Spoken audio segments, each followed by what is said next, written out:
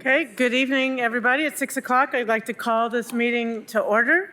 We'll begin with an invocation led by Councilmember Roberto, followed by the Pledge of Allegiance led by Vice Mayor Smith. Please rise as you're able.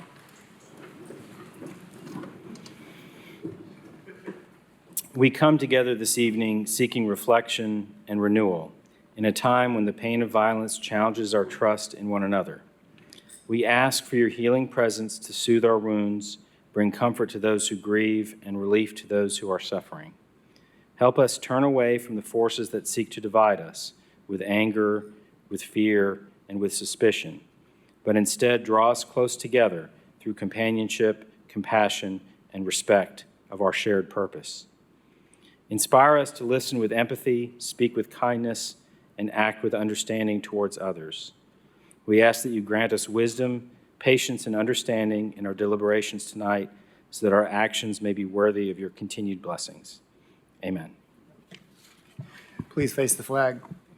I pledge allegiance to the flag of the United States of America and to the republic for which it stands, one nation, under God, indivisible, with liberty and justice for all. Okay, Mr. Johnson, would you please call roll? Councilwoman Fugit. Here. Councilwoman Helsley. Councilwoman McKenzie. Councilwoman Parker. Councilwoman Ryder. Here. Councilman Roberto. Here. Vice Mayor Smith. Here. Councilwoman Singh. And Councilman Thomas. 7 members present, Mayor. Okay, thank you. Is there a motion on the minutes from August 28th workshop? Motion to approve. Motion made to approve and seconded. Any questions or discussion? Yes, the minutes for the workshop mention that the PowerPoint presentation was included with the minutes. Can we add those into this packet, or?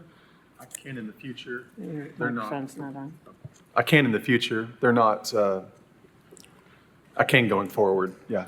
But I guess what was meant by that language is that they're attached to the workshop agenda item. They will be in your record, if that's what you're asking. Like the official record, yes.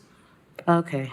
Yep, that would just be my request, that when we include the minutes as a part of this agenda, that we include those presentations as well. I can do that. Any other questions or discussion? Seeing none, all those in favor, please say aye. Aye. Any opposed? Motion carries. How about a motion on the minutes of the September 2nd meeting? Motion made to approve has been made and seconded. Any questions or discussion? Seeing none, all those in favor? Oh, just that on 9C, there was a council member left off for the count of the votes. It's very small, very small.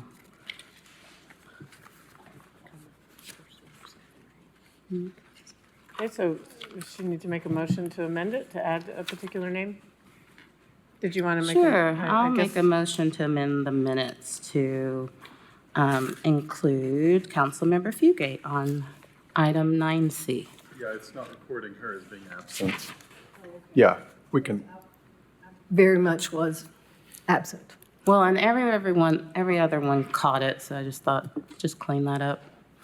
Okay, motion made to correct the minutes as Councilmember Parker describes has been made. Is there a second? No? Okay.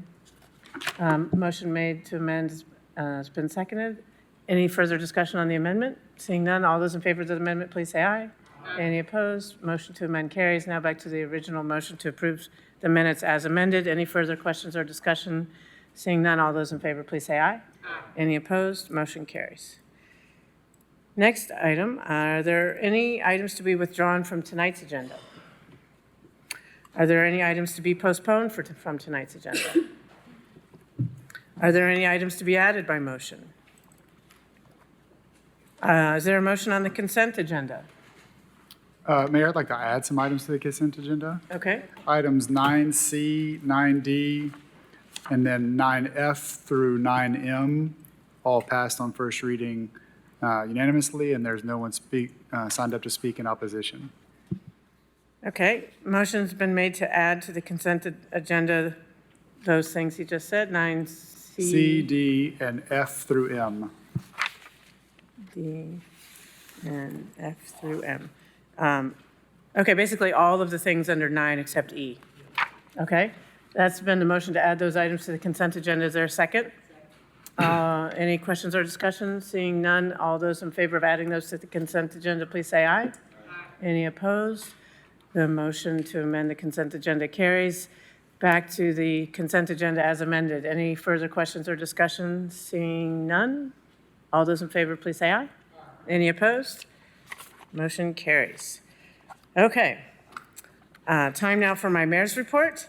I want to start by letting council know that we have officially been deeded back the land of the former KPD site off of Howard Baker Jr. Avenue. Per the contract, if the Science Museum was not completed, the land would be turned back over to the city. So that has officially happened, and that just happened, this week. So I look forward to engaging with the community in the months ahead and start the process of reimagining how best to use this property moving forward. Another bit of news, we are about to celebrate the third and final phase of First Creek at Austin. Everyone is invited to the morning of Tuesday, September 30th at 10:30 a.m. This is the morning of our next council meeting, to cut the ribbon on 161 new homes. That's really good news. It's affordable homes right in the heart of downtown. 161 new homes, including 50 supportive housing units. This is the city's first mixed income affordable housing community. And once these new units open, there will be 440 total new units.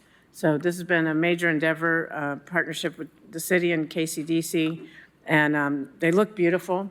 And I think it's important to remember that we invested in that affordable housing before we even broke ground or had any agreements on the stadium. So it's right next to the stadium, and I'm really excited to be celebrating that.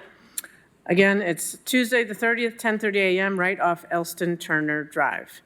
We also have some special visitors tonight. They're sitting, where is it? It's our Emerging Leaders Council. Members of the Emerging Leaders Council, please raise your hand. Thank you all for being here. This is 10 young people who are working to develop leadership skills, increase their understanding of local government, and preparing to be our future public leaders. So thank you all for participating in the program, and we hope this is a good educational experience for you.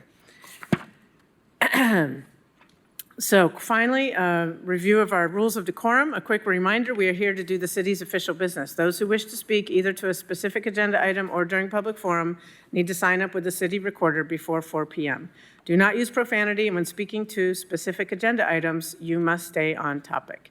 Remarks must be germane to the question ahead of the assembly. That is, statements must have bearing on whether the pending motion should be adopted.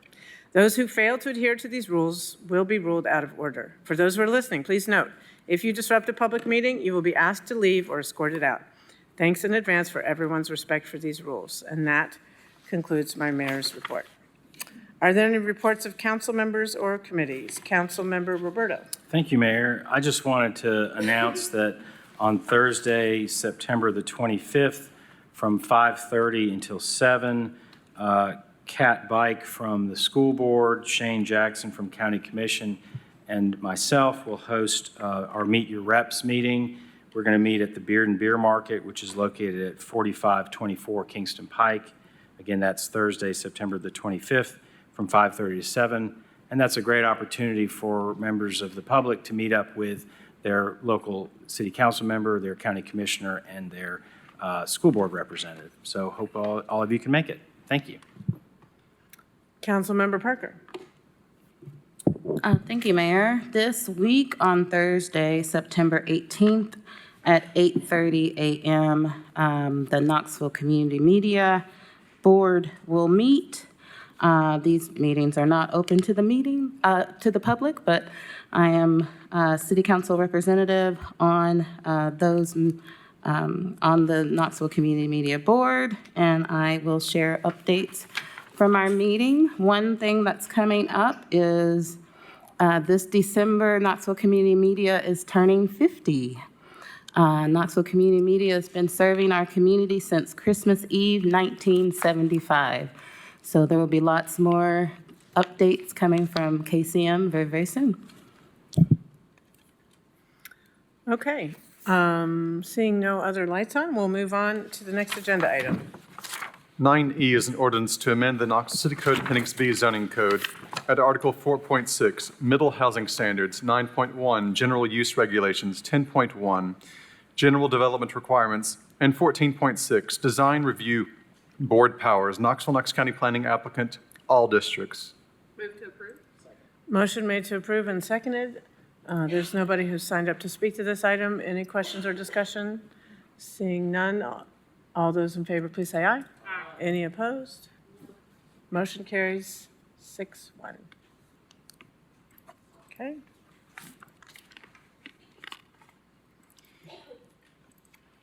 N is a resolution rescheduling the Beer Board meeting of December 22nd, 2026 to December 9, 2026, and postponing the City Council meeting of December 22nd, 2026 to January 5th, 2027.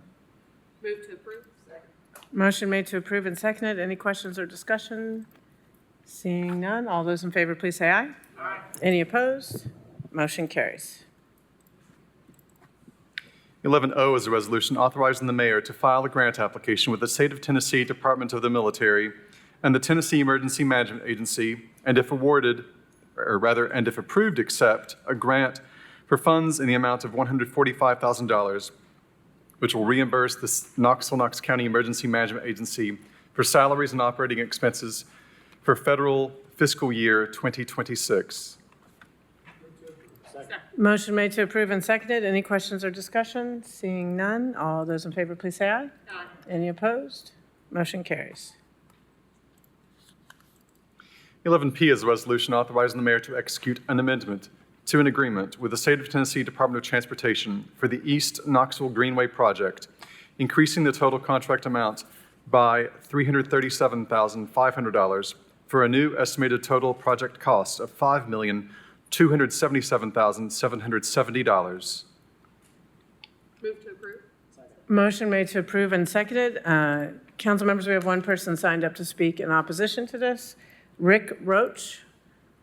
Mr. Roach, if you could come up to the podium, state your name and address for the record, and you'll have up to 5 minutes to address council. Rick Roach, Knoxville. I've been dealing with the watershed, the Williams Creek watershed, for pretty close to 20 years now. Working in conjunction with Tennessee Water Resources Center, Tennessee Clean Water Network. Who else? Oh, bunches of folk. Legacy Parks Foundation. We had a little consortium going at one time, Knox County Health Department. But not once was there a connection made with the immediate community. Not once. Why?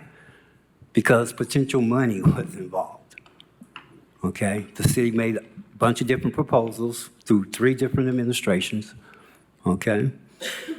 And the Greenway is the last Greenway in the city of Knoxville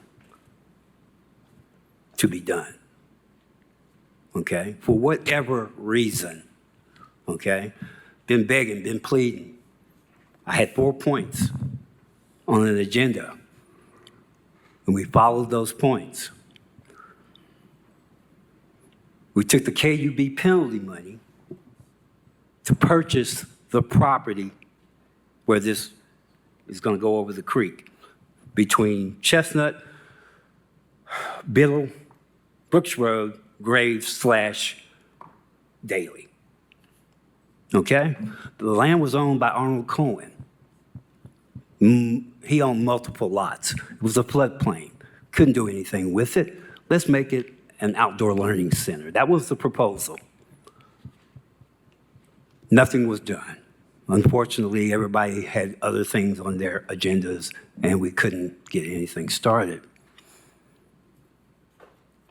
In fact, the last time that I encountered people concerned with what are we going to do with this property, well, let me fill that in. Tennessee Clean Water Network, I asked them because nothing was being done to take over operation of the monies. And when we purchased that land, they became the title holder. Okay? And what happened?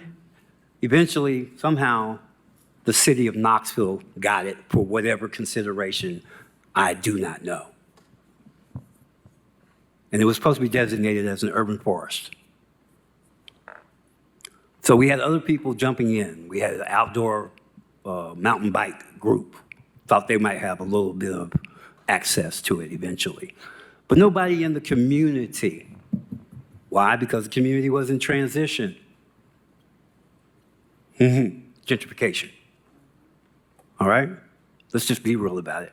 So now we've got this. Let's put a little bridge over here, add a little bit more money to a greenway project. And the greenway was one of those 4 agenda points. Okay? I was begging, I was pleading for years. Let's get this done. Let's get this done. So you get some money from the state, you get a little money from the city, taking your own pretty damn time to do this. And most of the greenway, there's no capital improvements or natural trail making. Okay, most of it is sidewalk, already built. So putting this bridge lets me know all you want to do is connect it into the botanical gardens, which was supposed to have a spur in the first place. That was the design. Okay? My design. I'll say it like that. Okay? I'll say it like that. And y'all went to sleep. Said, okay, we'll get you something. We'll get you something. Nothing. Okay? So yeah, I'm against this because it's just going to lead to another part of the gentrification process. Okay? I don't want to give you nothing. Nothing. So no, I'm not for this. When I get disrespected, when I show up and I'm the only black man showing up in a group of yuppie white folk, and y'all look at me like I don't belong there, no, I ain't playing that. And that's what's been going on. And that's what you all have been perpetuating, okay? I can't tell you how many times I had this. When are we going to get what's due? Okay? When are we going to get what's due? When are we going to engage the community, put some money behind that? You know, if there's a deficit in formation of groups. Mr. Roach, let me finish. that's your Let me 5 finish. minutes. If there's Mr. Roach, a that's your deficit, 5 then minutes. what you need to do is the Thank right you. thing. I'll make a motion to Yeah. extend his time 1 minute to finish his thought. Council members, a motion's been made to extend this time. Is there a second to the motion? Second. Okay, all those in favor, please say aye. 2 minutes? The vote was all those in favor, please say aye. Of the motion to extend it? Aye. All those opposed? Okay, I don't think that, Ayes have it. Excuse me, Mr. Roach. I don't think, was there more than 2 council members who voted for that? 3? Okay, I guess you voted for it? Okay, so 1, 2, 3, 4. Okay, let's just, okay, fine, we'll just add, I think it carried the 1 minute, fine, okay. Mr. Roach, 1 minute? we'll set it to a 2 minute, please, go ahead. Okay. Just so you understand, this has been a repeat in motion. It's the same mentality that is governing what's going on at Chill Highway Park. Just so you understand, okay? Now, I'm still on topic. So let's be clear about this. This is part of the greater agenda. Whether you want to hear it or not, that is the case, okay? Because that's the way it always ends up, okay? And so when you do a little facade, throw a little facade in there and finally do a new fire station in Burlington and everything, but guess what you haven't done? You haven't invested in 5 points. The mentality. It's the mentality. You've wasted millions of dollars and it's in worse shape than it was 25 years ago. And this greenway is part of that. Okay, Mr. Roach, thank you. Fine. Council, that concludes the people who signed up. Council Member Parker? Thank you, Mayor. I had some questions about this project, and I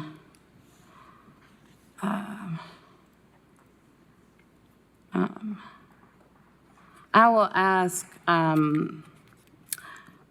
one question now, and then I'll wait to the next agenda item to ask the next question. But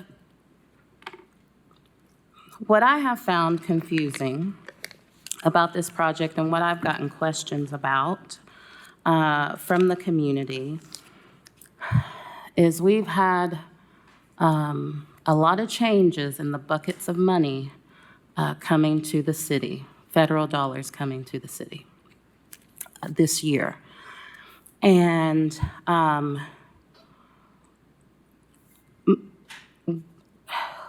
early on, for many of us on council, not all of us, I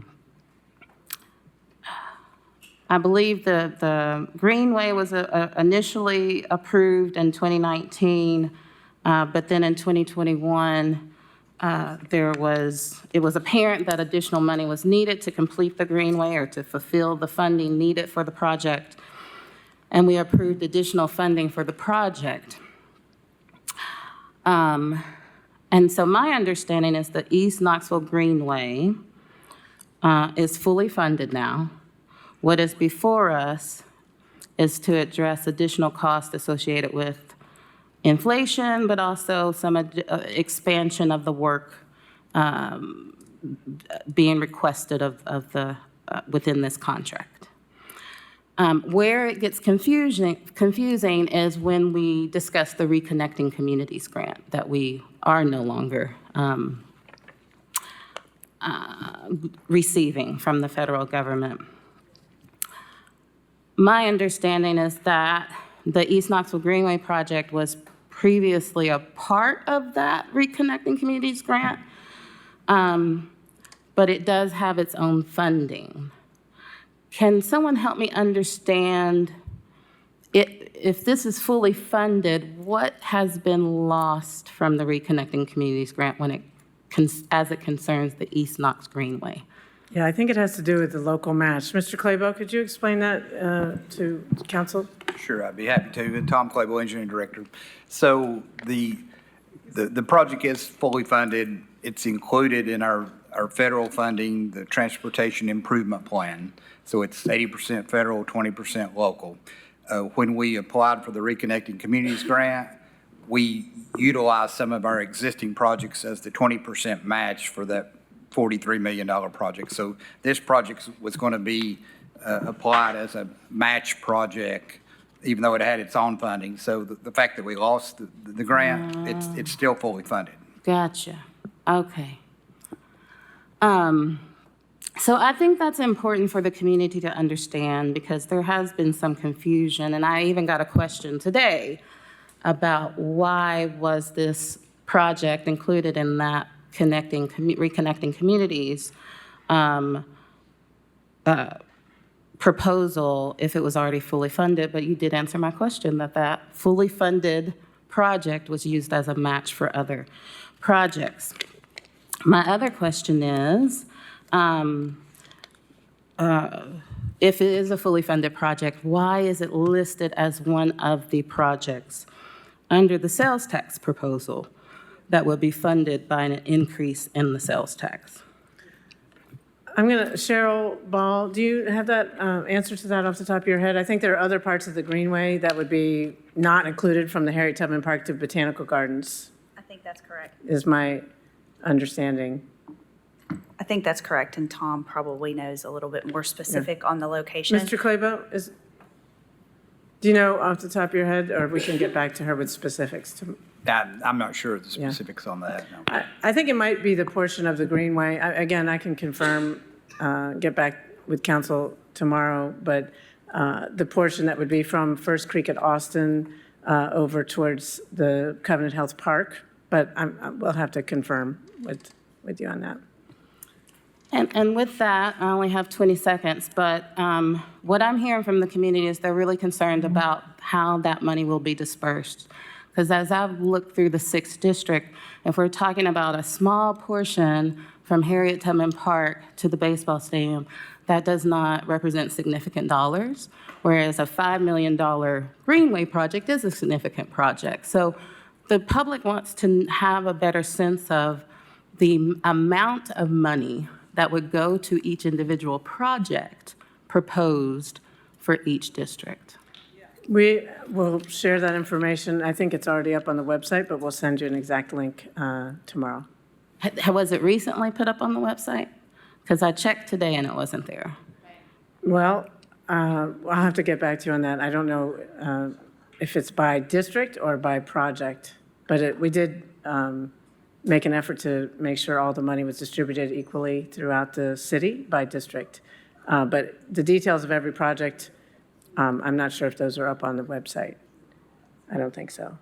That would be wonderful to have actual dollar amounts, not just proposed projects, because some of those proposed projects could be $100,000 projects versus another district getting a $5 million project, and that's a concern.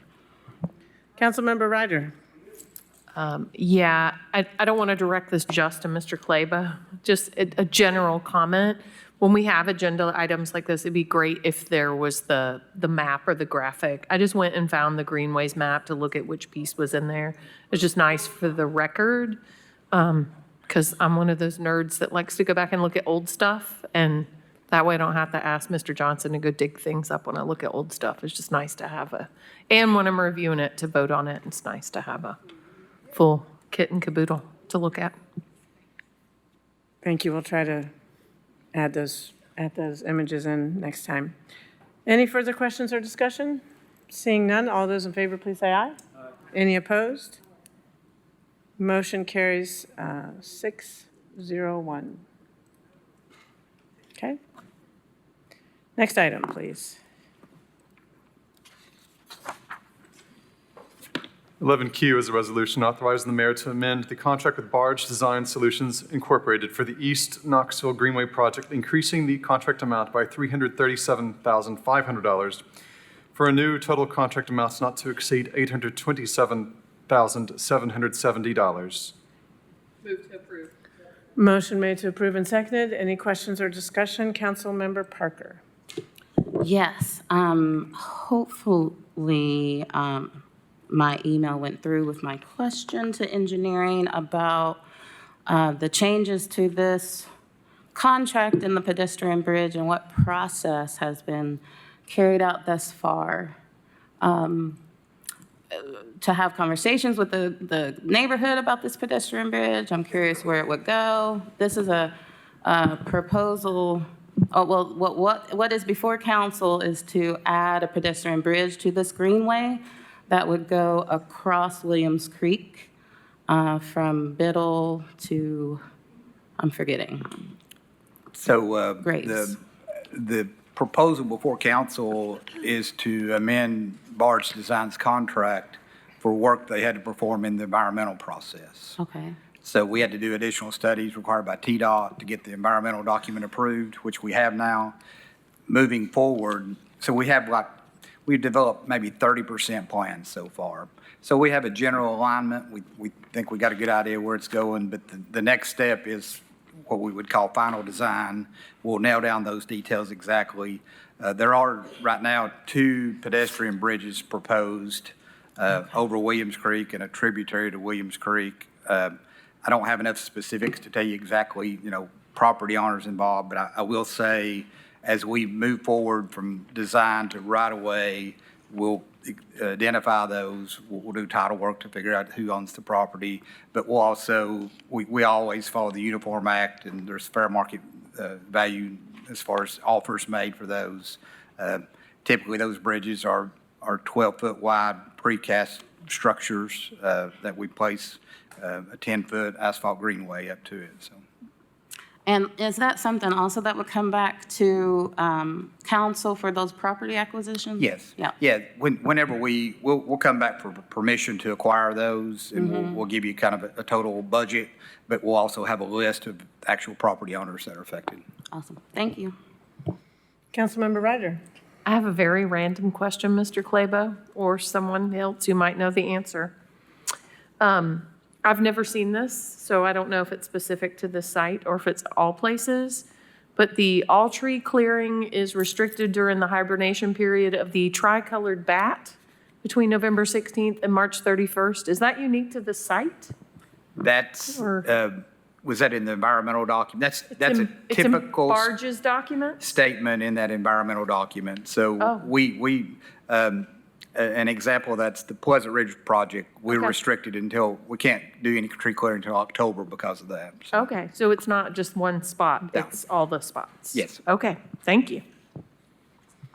Any further questions or discussion? Seeing none, all those in favor, please say aye. Any opposed? Motion carries 601. 11R is a resolution authorizing the mayor to execute all documents on behalf of the city of Knoxville necessary to acquire property for the Chapman Highway Multimodal Project by negotiated purchase or by condemnation if necessary within 10 tracts of real property for a total amount not to exceed $570,000. Motion made to approve and seconded. Any questions or discussion? Seeing none, all those in favor, please say aye. Any opposed? Motion carries. 11S is a resolution authorizing the mayor to apply for and, if awarded, accept a Bridge Investment Program Planning Project grant from the Federal Highway Administration in an amount of up to $1 million, which includes a local match of up to $200,000 for the Gay Street Bridge.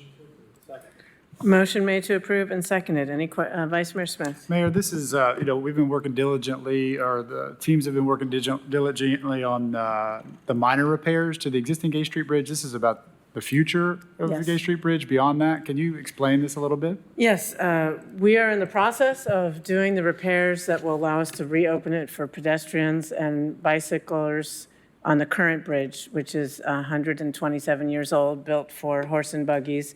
And the state of Tennessee has said that it will, even with the repairs, they don't think it's safe to allow motorized vehicles to cross it anymore.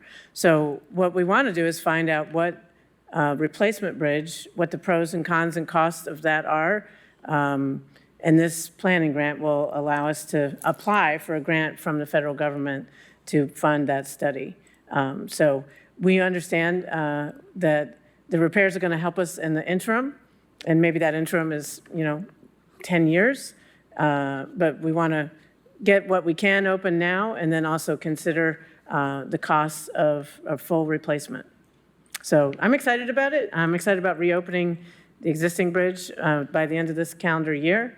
But we definitely know that the community wants to hear about the full replacement costs, what it would cost to bring vehicles back. And this year's budget also includes funding for a traffic study associated with entry to the bridges that we have now. Is that right? That's Mr. correct. Clay? Okay, all right. So all of those together will paint a picture for what a potential replacement down the road will look like. Yeah, okay. Thank you. yes. Yep. Thank you. Any further discussion or questions? Seeing none, all those in favor, please say aye. Aye. Any opposed? Motion carries. 11T is a resolution authorizing the mayor to execute an agreement with Knoxville Community Development Corporation to amend Phase 1, 2, and 3 infrastructure contracts to permit the relocation of remaining funding designated for use on those earlier phases to any work contemplated in the master plan and to further fund Phase 4 infrastructure improvements for revitalization of Western Heights in an amount not to exceed $4.2 million. Motion made to approve and seconded. Any questions or discussion? Seeing none, all those in favor, please say aye. Aye. Any opposed? Motion carries. 11U is a resolution authorizing the mayor to execute a contract between the City of Knoxville and Clean Earth Environmental Solutions Incorporated, formerly known as Clean Earth of Alabama Incorporated, to provide transportation and disposal services for most of the household hazardous waste collected through the joint city-county household hazardous waste collection program. Motion made to approve and seconded. Any questions or discussion? Councilmember Parker. Thank you, Mayor. For this agenda item, we have a contract before us for a new service provider. And we have the RFP that the city issued and their proposal that they submitted. And that represents 115 pages of our packet. The next agenda item is 47 pages for a contract for a company to manage the Knoxville Holiday on Ice skating rink for a little over a month. My question is, to me, this is the norm, that when we have a purchase agreement that comes before us, we have both the RFP that the city put up, and we have the proposal that was submitted that we are deciding on. Is that a requirement by ordinance or charter? Question for one of the attorneys. Mr. Law Director? I don't think this is a requirement that you have all of the RFP information unless the RFP information is included in the contract, which often it is. You incorporate an RFP into the contract. So if you're going to have the entire contract before you, if it incorporates the RFP, you're going to have both the RFP and the additional language of the contract itself. So if the law department includes the RFP with the contract, it will be included? Or who includes the RFP in the contract? It depends on the individual contract. Depends on what the agreement between the parties is and what you want to make sure that everybody understands what the agreement is. And very often, the agreement is based on what the RFP is. And so when parties are referring to, here's what our contract is, we're saying our contract is what's set out in this RFP and these additional terms and language. Because what concerned me was that for, a 3-year purchase agreement for a contract for services for just a little over a month, we get so many materials. But to sell public park land, we only got the contract. We didn't get the RFP that the city issued. It was never included in our agenda. We didn't get the full proposal. Instead, the administration chose to put those items on a separate website rather than including them as a part of the record. And those seem important for us to review. Those were not made a part of the contract itself. The contract is separate and apart from the RFP and didn't incorporate the RFP in that particular contract.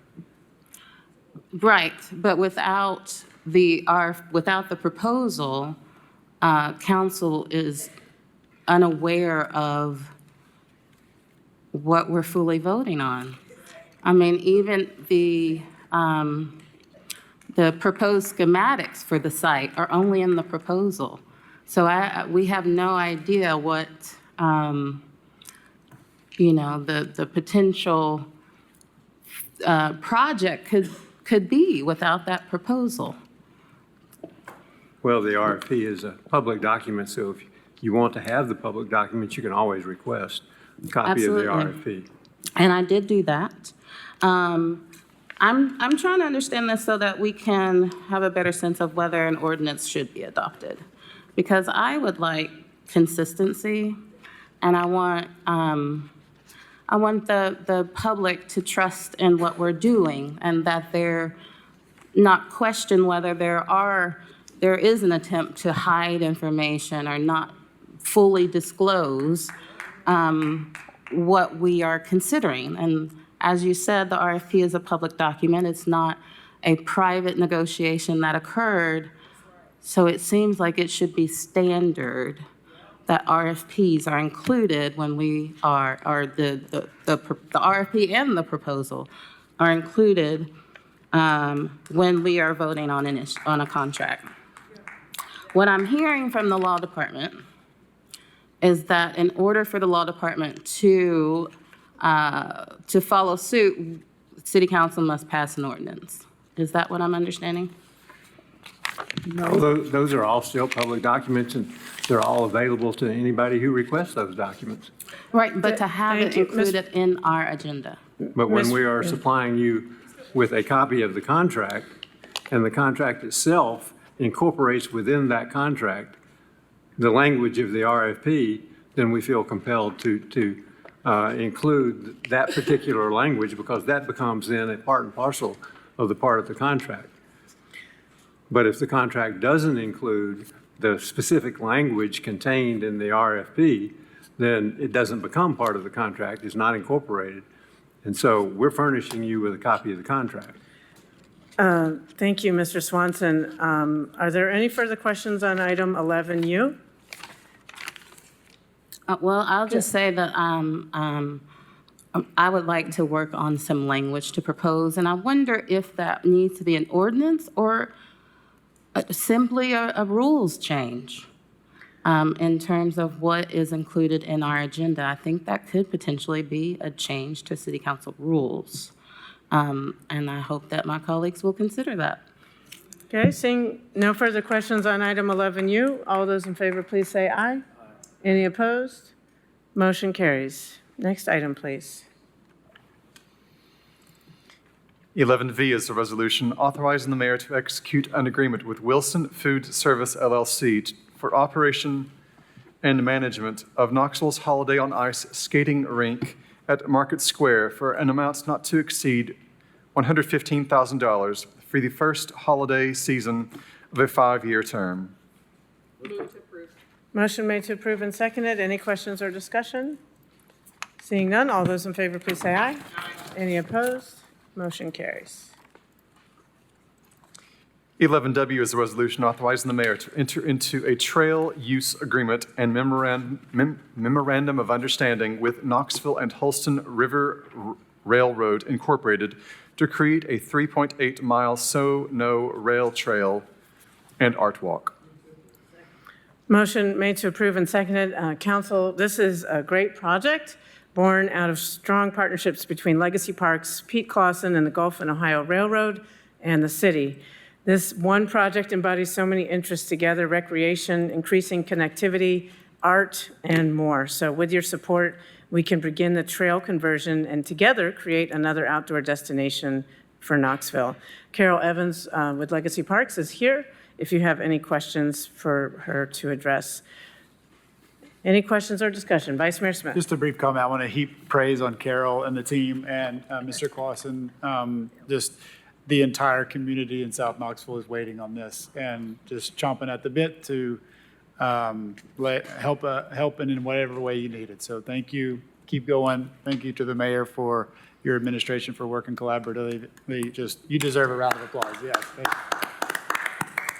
Thank you. And the community all along the rail has been involved for a long time already and will continue to be. So thank you for including everyone. Appreciate it. Thank you. Any further questions or discussion? Seeing none, all those in favor, please say aye. Any opposed? Motion carries.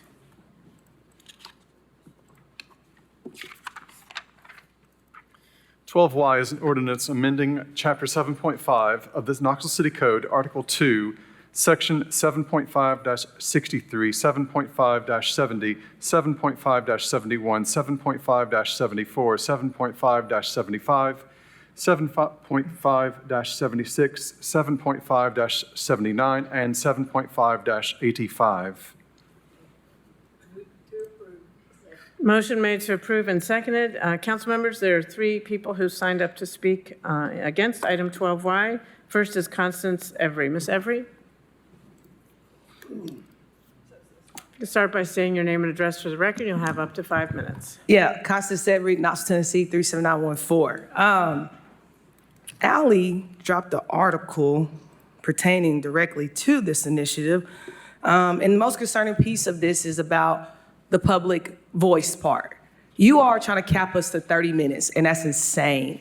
The whole reason why the Chichowie Park is occurring is because of just that lack of communication with the community, dismissiveness, secrecy, lack of transparency, truthfulness, integrity, honesty, forthcomingness, these things that really matter when you're in a leadership role, especially handling taxpayers' money and holding an elected position that requires voters to give you a ballot of casting to be in these seats in the first place. So I thought it was very interesting that the article that Ali wrote up shared some info to this. Now the task force members want to add a rule that only limits members of the public to speaking 3 times per person per meeting, excluding comments about land use plans. That's just a safety valve. We had people come in and sign up to every single item that had people speak to the maximum amount of time, said Bill Lyons. Why is William Lyons still involved in Knoxville, Knox County government? I thought he was retired. Retired means you're no longer involved. You're not active. You're not engaged. You're not committed. You're not doing anything. You're golfing every day and taking trips on your boat and enjoying the best years of your life at this point. So I'm confused why Bill Lyons continues to show up in our government spaces as a retired individual. I'm confused by this. What is he doing right now? I'm being serious about this. The father of gentrification is still actively engaged in our government. Why? It's confusing to me. It blows my mind actually at this point. Let me get back to point. Says a task force member who served as the chief policy officer for Knoxville mayors Bill Haslam, Daniel Brown, and Madeline O'Hara. The task force also wants the council to cut the time set aside for public forum, part of the meeting 5 minutes per person, to 3 minutes. Either way, the forum will cap at 30 minutes, so the change will allow more people to speak. Make it make sense. 30 minutes. And y'all claim that in 30 minutes, more people will speak? You all have already been caught with your pants down, claiming you had 500 supporters of Chihawi Park that came out publicly, and those same members denounced their names. So this gets back to the point of what we are dealing with in Knoxville. You all don't like to hear the public feedback. We know you don't, Tommy. You stood here just now and denied Rick Roach a 60-second engagement just to finish his thought. And the kicker is that you talk to Rick Roach every day in the community, an elder of our community, that you lean on constantly for wisdom when it comes to matters that you claim you want to be engaged with, but you couldn't give him 60 minutes at this podium. That's my point. The performative operatives of you all. And so now you sit here and tell us that after getting caught with your pants down engagement was about Chihawi Park, and there's many other initiatives that can be pointed to how you all do not have transparency and truthfulness, you all didn't come in the room and say, how can we do better? How can we make sure that we're engaging our public? How can we make sure our voters feel like they count? How can we make sure taxpayers are truly getting information about how we're spending their money and how we can do better a job at that? No, you came in the room and did the total opposite. It's insanity at this point to think you all can get this job right. And that's what I want to really highlight. These seats are vacant. 5 of these people are never coming back. They're gone forever. And so for the remaining members, for the voters, you must do due diligence here. You have to make sure these people that take these seats will sincerely look for your viewpoint. They are loyal to you, the voter, the taxpayer, and not to these administrative roles, not to these titles, not to this money that Haslam and Clayton and others can throw around. No, they need to be loyal to us, the taxpayer, the voter. And so the fact that you all are literally trying to cap our voices is not only going to create more disruption, more protests at your meeting, more challenges, more public engagements that you can't even speak at because we're going to take the meeting over every time we get a chance. It's going to create continued conflict because no matter how much you try to shut us out, we will continue to come here. We will continue to challenge you all. We'll continue to call your phones. We'll continue to email you. We will continue to show up wherever you at. You got to come to the front doors of your homes. Lauren Roddy will tell you firsthand. We will come to your house. Do not play with us, Knoxville. You all will learn to respect this community one way or another, and it's going to be by any means necessary. And I yield my time. Okay, next person signed up to speak is Jeff Tallman. Mr. Tallman, if you could come to the podium, state your name and address for the record, and you'll have up to 5 minutes to speak. Thank you, Mayor. Thank you, members of council. Jeff Tallman, 616 Luttrell Street. Part of that which you just heard, I subscribe to. The complexion of this body is about to change. I'm working hard to join this body, and I have paid attention to city council for the better part of 30 years. We've had Oscar Poor Boy Brown. Not many people here, or maybe a couple remember him. I think this public forum is a sacred thing. It needs to be protected and not necessarily expanded, but not contracted either. There might be a comparison that your body looked at in terms of city councils elsewhere, county commissions elsewhere, school boards elsewhere. They have their own institutional prerogatives and wherewithal. I've spoken before. I think this body let me put it in the affirmative, needs to be emboldened in terms of how it conducts its business. And I would, at the very least, say that that this should be postponed until a future date, maybe when we have a different analysis of a city council that presides over its own meetings and sets its own agenda, and again, in a way not to diminish the power of the executive. We need strong mayor in Knoxville, but I think the lack of people showing up to vote in Knoxville is an indictment on all of us. And I think what we do is we collectively, not necessarily individual sentiments, but we make city council, I think, a little boring, and that's why people don't show up to vote. So my view is this should be protected, not diminished. I think in some ways this effort is a solution in search of a problem. I know I've been to a lot of public meetings, and you have to suffer through things you just soon ready for it to come to an end. But I think that's the price we pay for having an energized public square in Knoxville. Thank you. Thank you. Next person signed up to speak on this item is Lindsay Jaremko. Ms. Jaremko, you'll please come to the podium, state your name and address for the record, and you'll have up to 5 minutes. Lindsay Jaremko, 1750 Hillwood Drive. Good evening, Council. Thank you for the opportunity to speak while we still have it. First, I want to acknowledge the work that went into the recommended changes. Many of these adjustments reflect careful thought, and I appreciate the effort involved. My concern is specifically with limiting public comment to only 3 items per minute, or per meeting rather. The first problem is fairness. Meetings often run long, not because of the public, but because council members exceed their own limits, speaking limits, and because the mayor, while chairing, frequently joins the discussion, calls on others to support her points.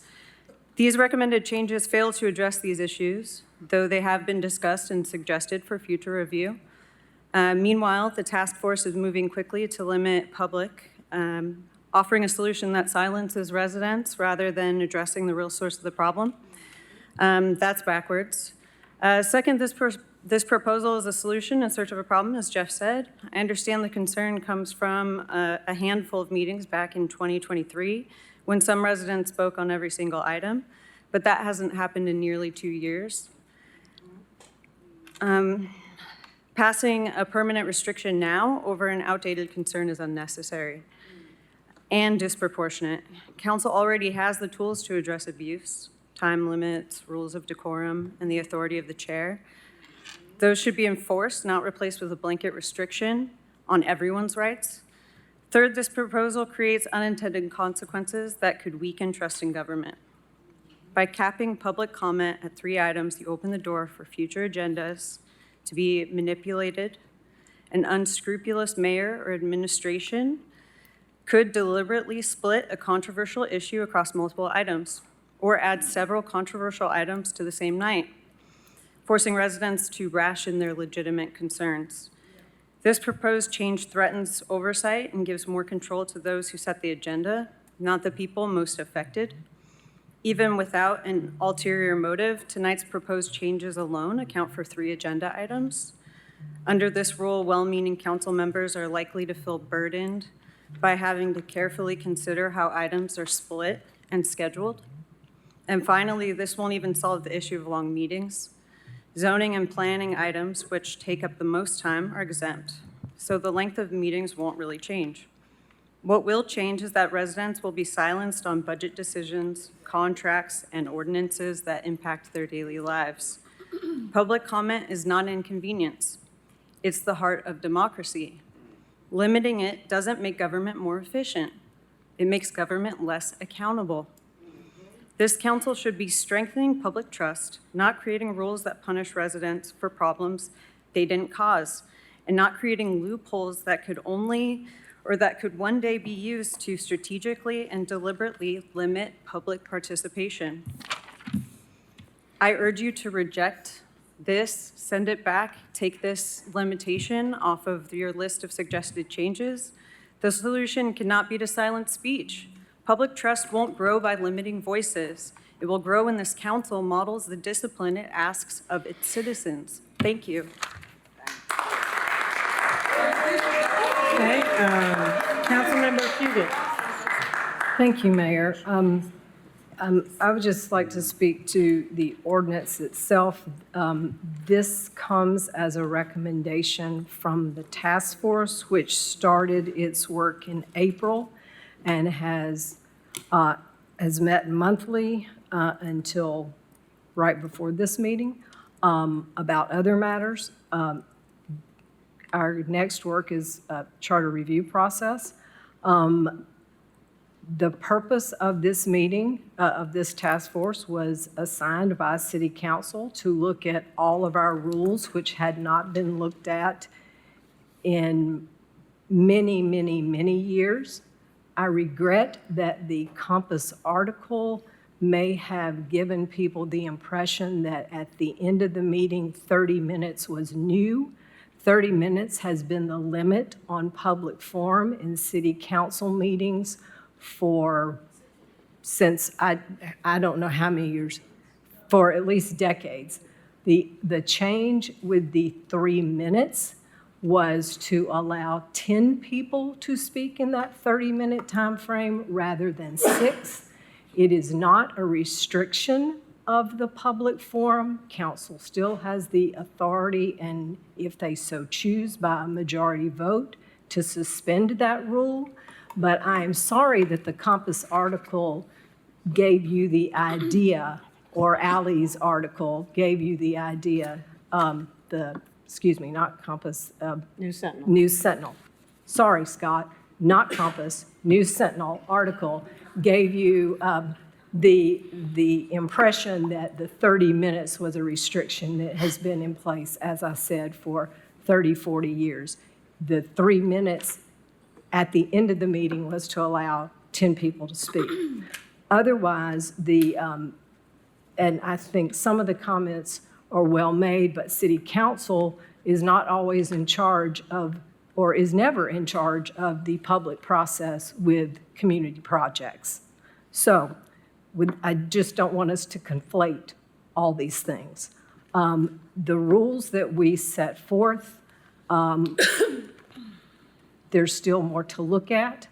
One of the rules that is suggested is to create a standing rules committee that can look at these things on a more regular basis at any time, rather than looking at it about every 30 to 40 years. So with that in mind, I will just say that I appreciate the work of the task force. The task force was set up, this body agreed to this. We had members who had been previously elected council members and a member of previous administrations to give us a broad sense of how city council meetings would work.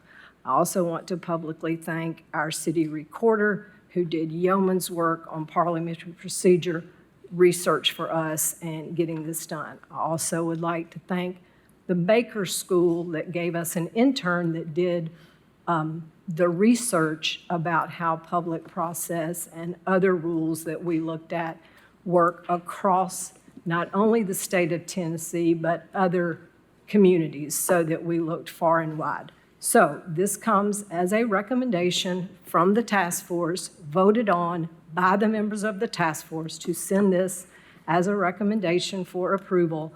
And I believe, according to parliamentary procedure, if it comes from a recommendation of a task force, it does not require a second, but if anyone would so like to make one, that would be nice. I think it was seconded already.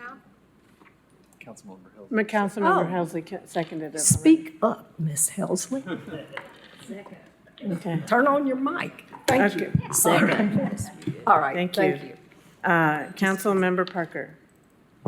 Thank you, Mayor. I served as a member of the task force and appreciate the public comments and all of the work that both me and my colleagues have done over the last 6 months. 6 months. It has been a lot of work. And I think that, we've done some good work. Not everything I've agreed with, not everything I've voted in favor of, but certainly some good changes that I'm on board with. And because of that, I would really appreciate if we went through this section by section so that the public understands and the council understands all of the proposals, and that we divide the question. So I'm going to make a motion that we divide the question into the 9 sections and consider them all Okay, the separately. motion's been made to divide the question into 9 separate questions. Is there a second to that motion to divide? Hearing no second, the motion to divide fails. Mayor, I counted Oh. 8 sections. Oh, There's 9. okay. Okay, Ms. Parker, but you still have the floor if your motion to divide didn't get a second. Well, I think that's unfortunate. Because the public forum piece is really important. And not only is there the time limit change, but there's the change to when council can begin discussion of an item. And currently, our rules do not require a second in order for us to discuss an item, even though it was enforced that way early on in my first term. But currently, we can bring an item, put it on the agenda, be able to have 8 minutes to present it to our colleagues, have discussion, hear from the public, without a motion on the floor. Under these changes, a council member can do a whole lot of work to bring a proposal forward, but without a second on the motion to approve, all that work could go to waste because we have no other opportunities to present proposals to our colleagues. And so I find that a really important part of our rules, especially those who may be representing minority positions. I also don't agree with the 3 minutes. It was something that I was willing to compromise on, but I would prefer that we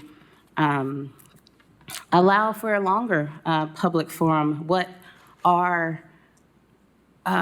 we have gotten into the habit of is suspending our rules to extend public forum. My hope with this rules amendment process is that we could create rules and amend rules that respond to how we're currently operating.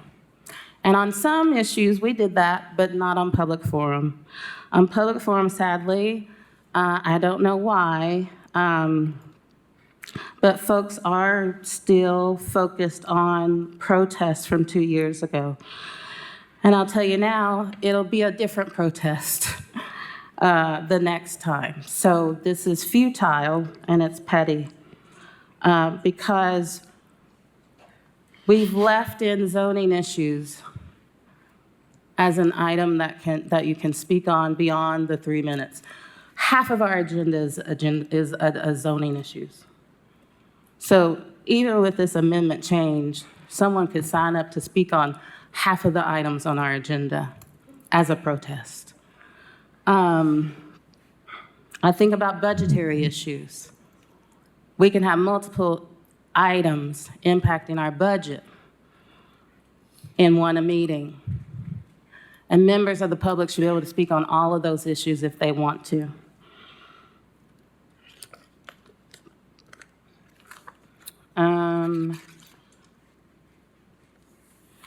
The land use issues.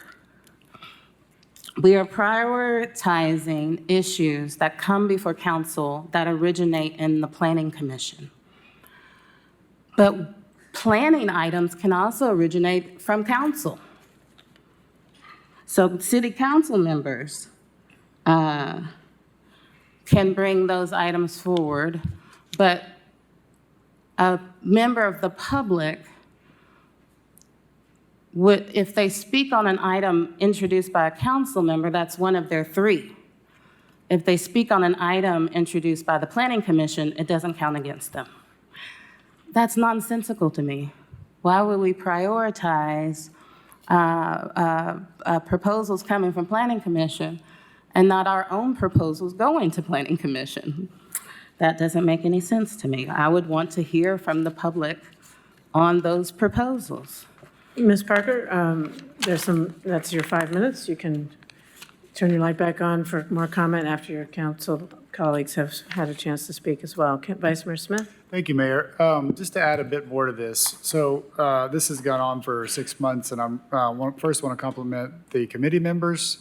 We all disagreed a lot. We all agreed on some. And so this is where we agreed. I can go down the litany of things that I disagreed on with my colleagues, but I don't want to waste my time or anybody else's time. So part of this is also to reinforce that we did expand public forum. We gave the public more time to review council items before we vote on them. And also, I will add that by improving public forum and adding speakers, it allows also for fairness for people who don't come that often, who wait all night long to speak for the first time maybe.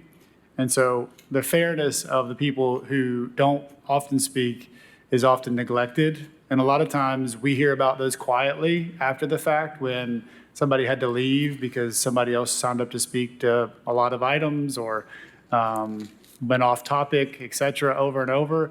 Those people don't get to speak because they may not be able to make it 4 hours through the meeting. So I think that's important and actually fairness. I also want to say that these changes are, I think, more fair for the public and people that want to speak.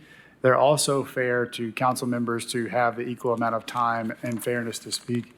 And also, I think, as Councilwoman Fugit mentioned, the item two items from now is about establishing a reoccurring committee. So none of these have to be permanent forever. If something changes or if a new thing comes, we will have a structure to make those changes on an ongoing basis instead of waiting years and years and years and years to make those changes. So those two things work together. And so, like I said, I'm excited about these items that we agreed on. Councilmember Ryder. Yeah, just a question for clarity. Mr. Johnson or Mr. Frost, as we have in the past, the rules that we currently have in place, we often will make, someone will make a motion, and if there's a second, we'll vote to suspend our rules and modify. That is still an option moving forward. Is that the case? Yes, it is. Okay, so if someone deemed there were fewer speakers and they wanted people to speak longer, or they wanted more speakers, we could modify the rules. Suspension of the rules is still an option. Okay. Okay, Councilmember Fugit.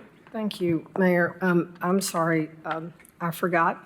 I was supposed to also make a motion to amend, for my colleagues to strike out Section 9 of the ordinance. This has to do with when they take effect. And Mr. Johnson is handing that out so that when we vote, I want us to consider this amendment with it. We had originally had in here that it would take effect in January. Part of the ordinance would take place, start in January, and another part of the ordinance would begin after it was approved on second reading.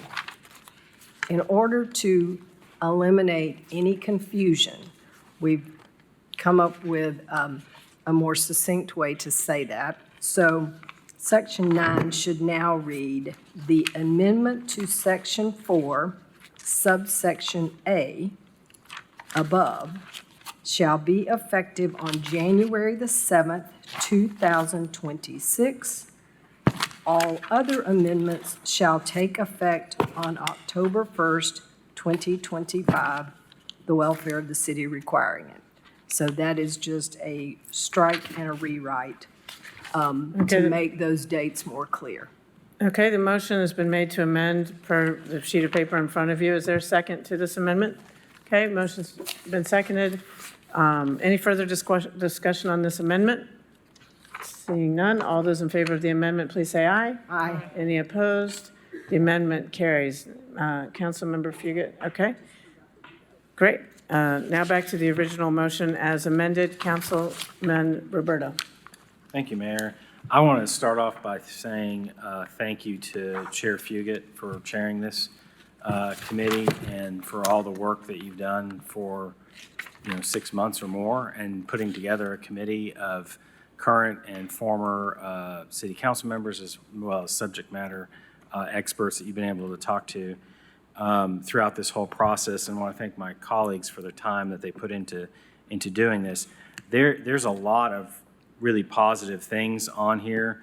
One of the ones I wanted to highlight was the agenda will be prepared by the law department and delivered to council 7 days prior to the meeting of council.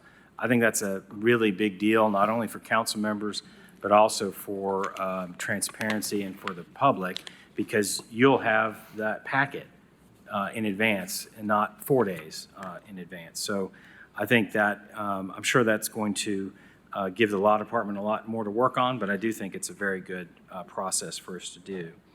I also appreciate the clarity on that there are the public forum pieces to add the ability to have more people speaking, not fewer people speaking. And that is because we have seen a lot of times where council has had to amend to allow more people to speak. So I do appreciate that. Some of the things that I have questions about are in 7.571, when we're dealing with appeals.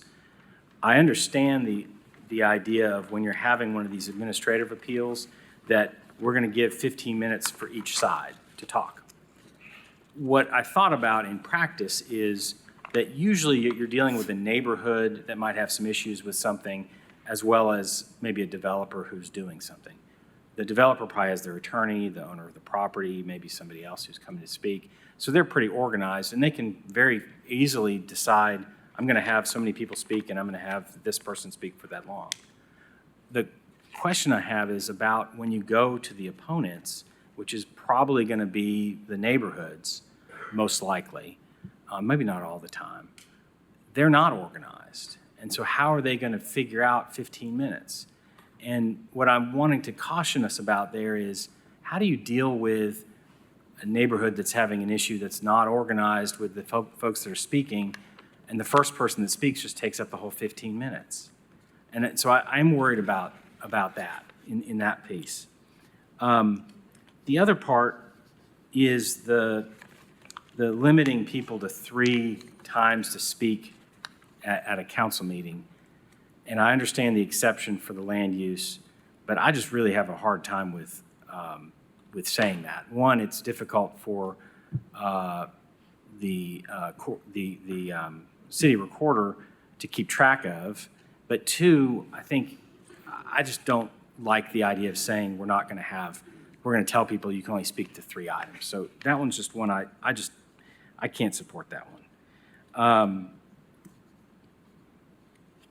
The change, and I understand from the, from reading everything and from our discussion here today that, some of the changes were things that came recommended maybe by MTAS or especially thinking about going from 5 minutes to 3 minutes.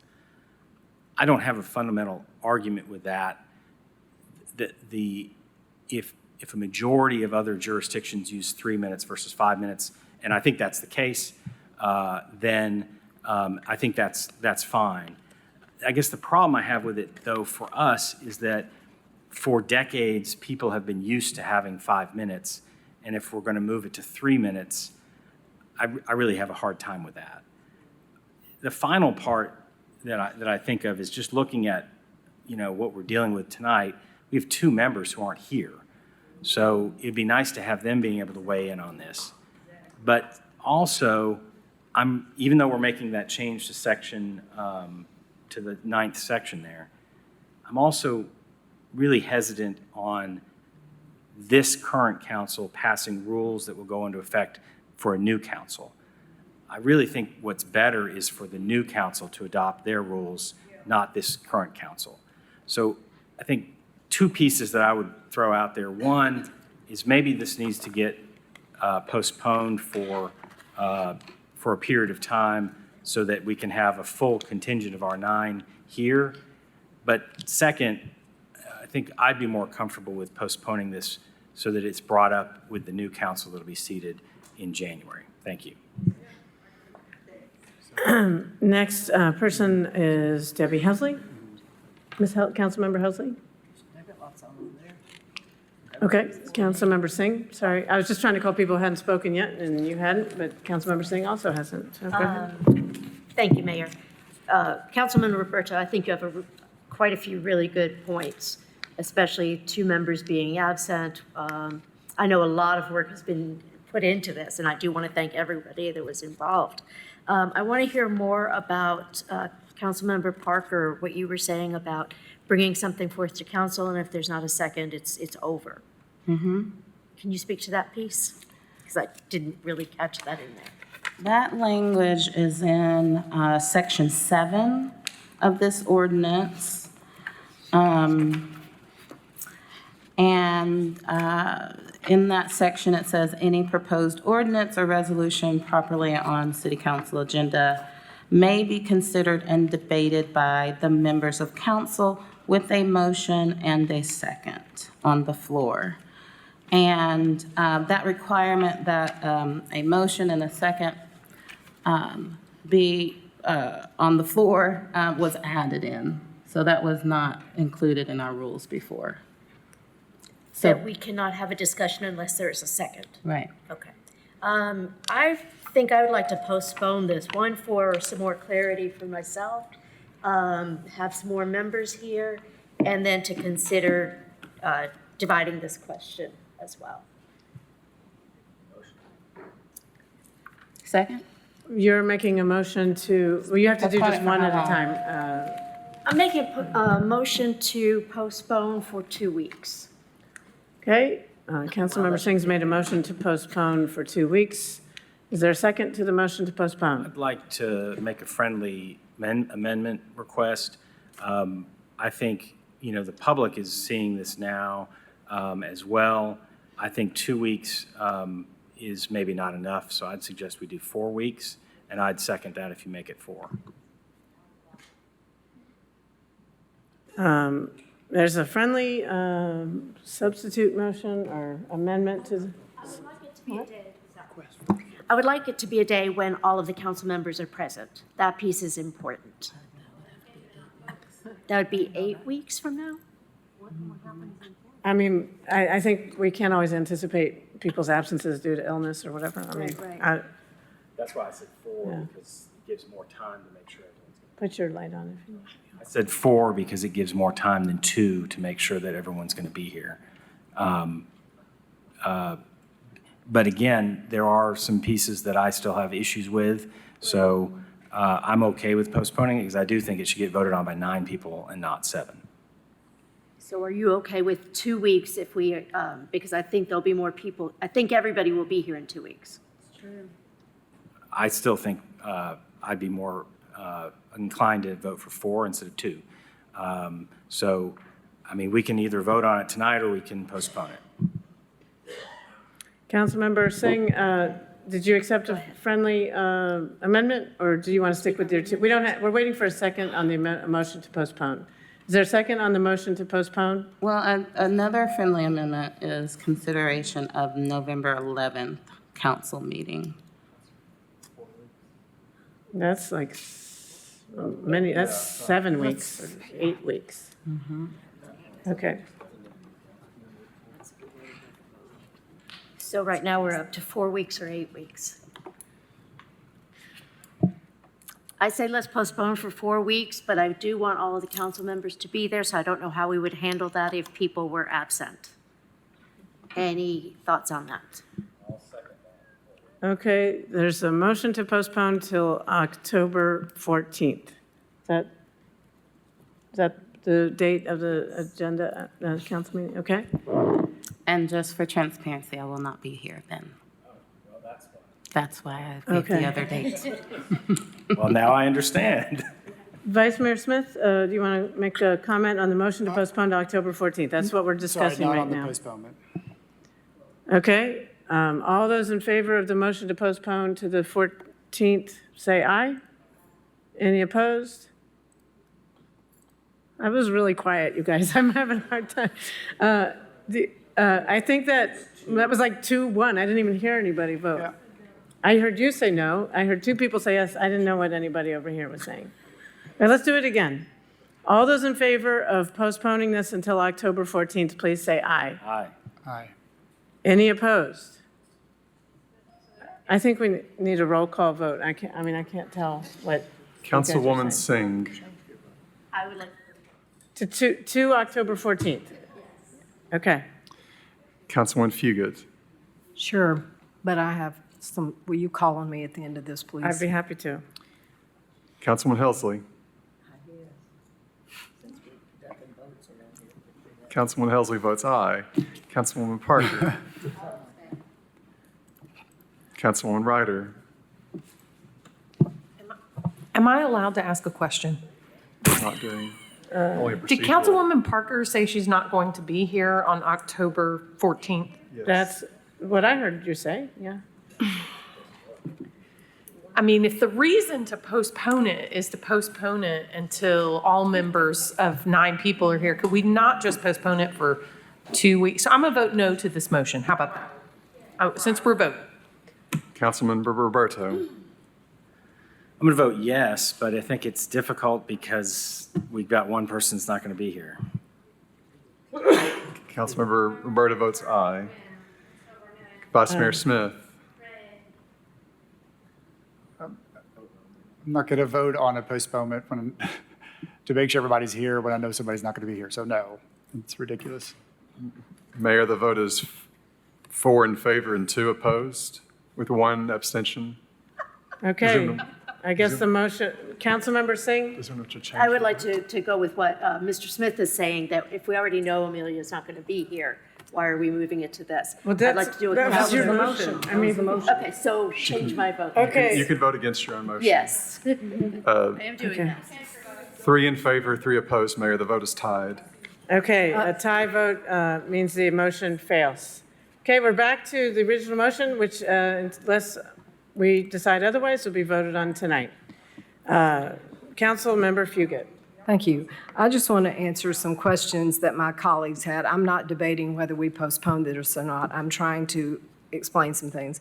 And if I could just go on record and share that it would have been nice when every month we sent out the changes that were being made it was in the public minutes, it was out there, it was attached to every agenda that we had, where we looked at it and talked about everything we had done the previous month. And this is the first I've heard from anyone not on the committee that they have problems with anything. So I just have to go on record with expressing my frustration that when I constantly talked about, this is what we've done, it's out there, please take a look. Let Mr. Johnson know your concerns because we can't talk about it. So let Mr. Johnson know your concerns. Please, when this was finished, this was sent to council members over a month ago to look at this.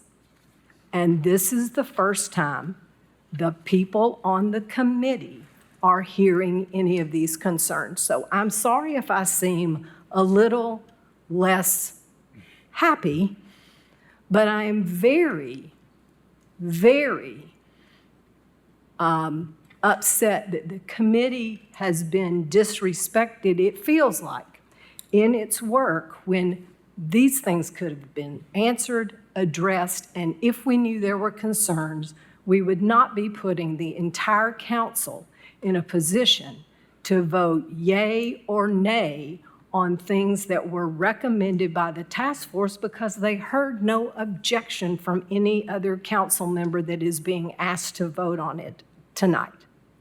So I just have to go on the record with that. The question about I'm not even going to get into it. I'm happy to answer questions from council members if they have specific questions about why we did stuff, why we didn't. The minutes, the meetings are, they're minutes to the meeting. Were they recorded? Yes, ma'am. They're on They the are website. recorded. They are out there for anybody to look at if they want to know the reasoning, the discussion, everything that we talked about. So this is not totally surprising. But I understand people's concern. I don't want to die on the hill, but it just feels a little insulting to say that nobody had time to know about any of this and could not have discussed it with the committee while it was doing its work. Thank you. Anybody else? Any other comments or questions? Councilmember Ryder.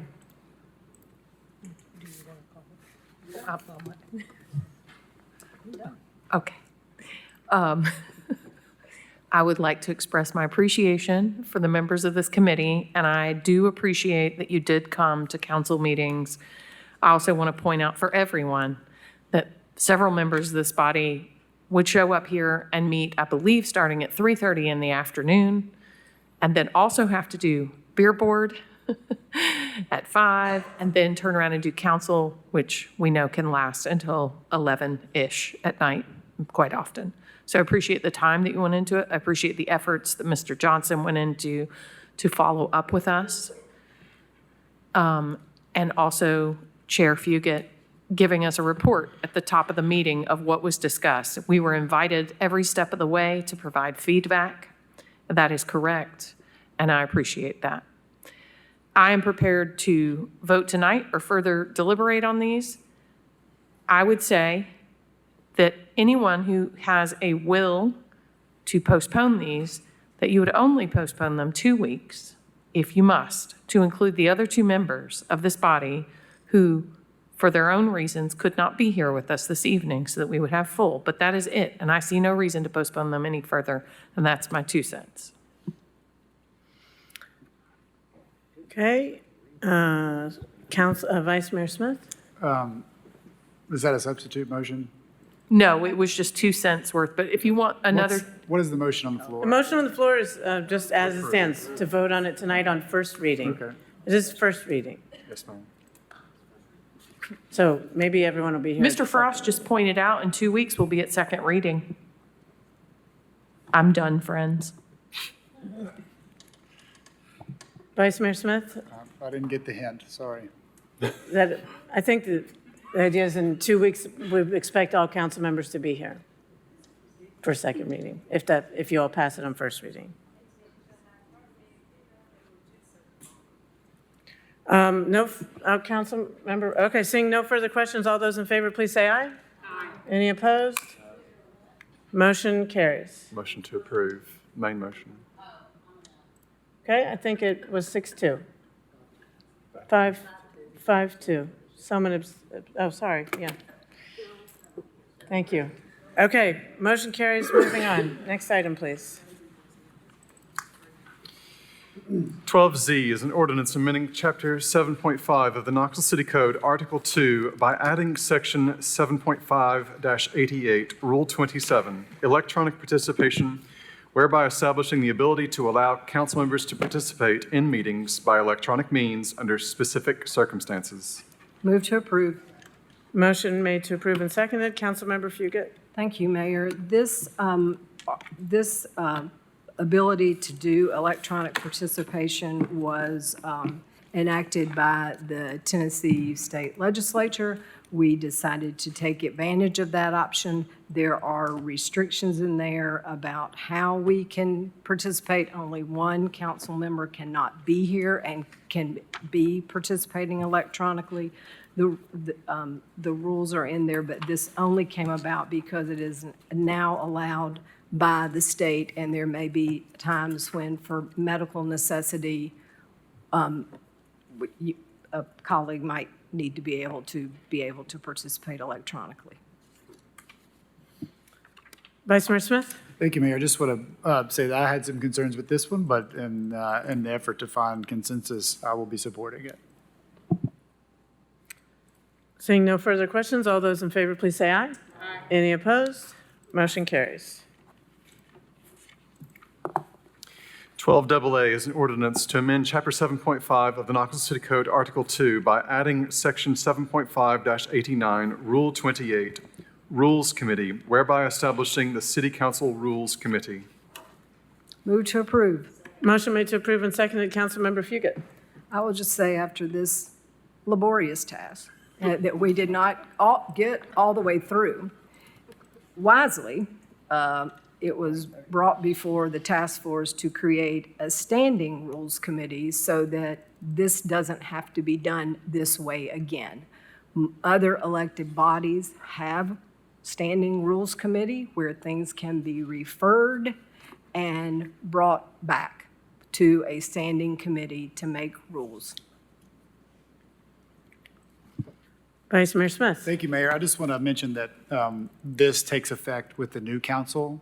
So, Councilman Roberto, your previous concern around this council versus the next council making adjustments, they will have a fresh new committee to start with and change it how they see fit. But I also think, just back to your comment earlier, there's a lot of knowledge here and scars to prove it. So I think there's some wisdom that we can usher along without changing the whole system. And we've given now that this council didn't have the authority to make changes going forward with new people. So thank you. Councilmember Fugit. Thank you, Mayor. I also want to say that the Standing Rules Committee will allow for former council members to be on the committee. So, Mr. Roberto, get ready. Not it. Thank you. Councilmember Roberto. Thank you, Chair Fugit, and I await the invitation in January.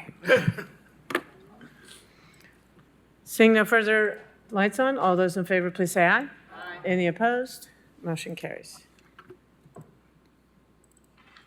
12AB is an ordinance amending Chapter 26, Article 4, Division 3, Section 26-410, A to I of the Knoxville City Code, increasing maximum record rotation fees for Class A vehicles not involved in a collision towed to a city lot at the direction of a police officer.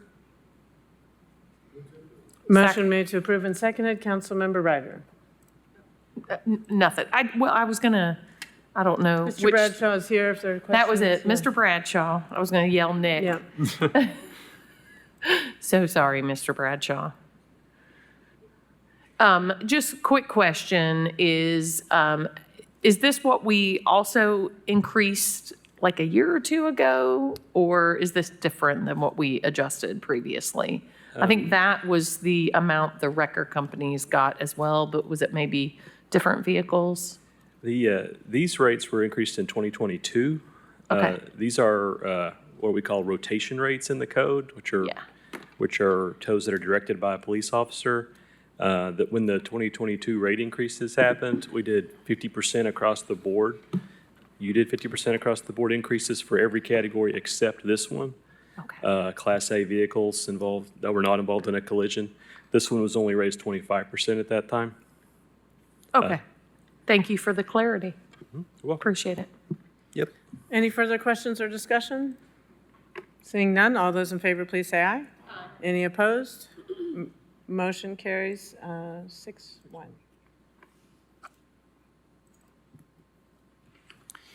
12AC is an ordinance to amend Chapter 2, Article 8, Division 5, Code Section 2-918 of the Knoxville City Code, raising the threshold for performance and payment bonds and amending the required amount of those bonds to align with state law. Motion made to approve and seconded. Any questions or discussion? Seeing none, all those in favor, please say aye. Aye. Any opposed? Motion carries. Okay, now we'll move to public forum. First is Vivian Scheip. Ms. Scheip, if you could come to the podium, state your name and address for the record, and you'll have up to 5 minutes to address council.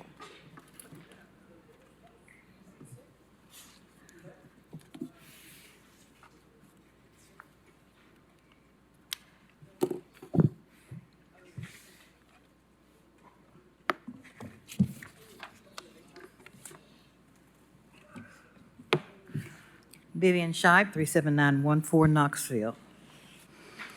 It was the night of September 30th, 2090.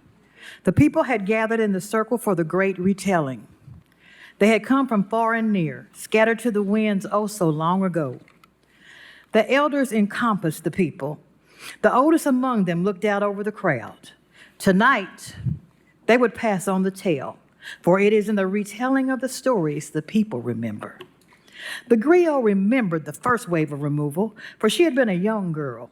She had lived in the projects of Lincoln Heights and had moved on to Parkview in East Knoxville, the second black family to move there when the walls of segregation first fell.